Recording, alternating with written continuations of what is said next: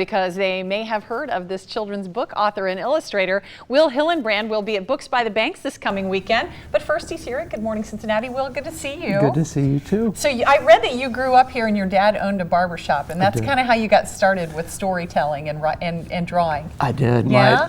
I was in College Hill, and I often delivered my dad's lunch, and then I would sit down and just listen to the conversation in the barbershop, and sometimes one of the barbers would talk about his part-time job was cutting down trees, and he was cutting hair, and he was telling the person in the chair about cutting down trees, and cutting hair was about the same thing. I don't know what that person looked like when he said that, but I would go home and I'd draw a picture of a person with a forest on their head and someone cutting it. Oh, you did? Okay. Wow. So that, things I always translate them into like a visual idea, always have. And so when I'd hear So that was just a natural thing for you to see something in your head a certain way? I'd see it and I'd have to unpack it. And that would mean I'd have to draw it out.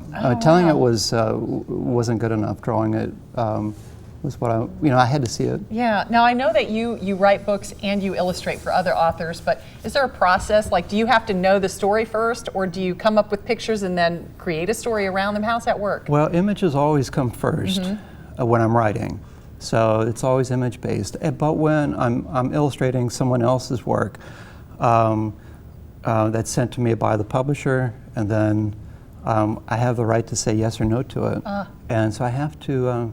It has to be calling, and when I get it, it's almost immediate. I know, but I fall in love with it, and then I read it and read it and read it, and until, like with this book with Bear and Bunny, I described that as I felt like the bear in this book took me by. He took my hand. My hand was in his paw. He led you, and he led me into the world that I saw. I saw it first, and now you see what I saw when you look at the book. And your illustrations they're absolutely beautiful. So Books by the Bank is in its 10th year. That's right. What's it like for you to be able to and go out and talk about your craft with families at events like that? Well, it's delightful, and it's a chance for me to be able to make a direct connection to, in essence, what happens is that every time I make talk to children, it makes the book real. It can seem, a book in itself can seem a little distant, a little separate, but every time a person has an engagement with someone who makes it, all books become personal. And for children who are asked to do that in their classrooms when they don't have a wealth of experience or have mythologies in their own head about how books are made, whether I'm qualified or not, it's good to just be there and see the real people do it. Will, it's been a pleasure talking with you especially from their own hometown. And yeah, absolutely. They're from Cincinnati, and Will actually used to work here.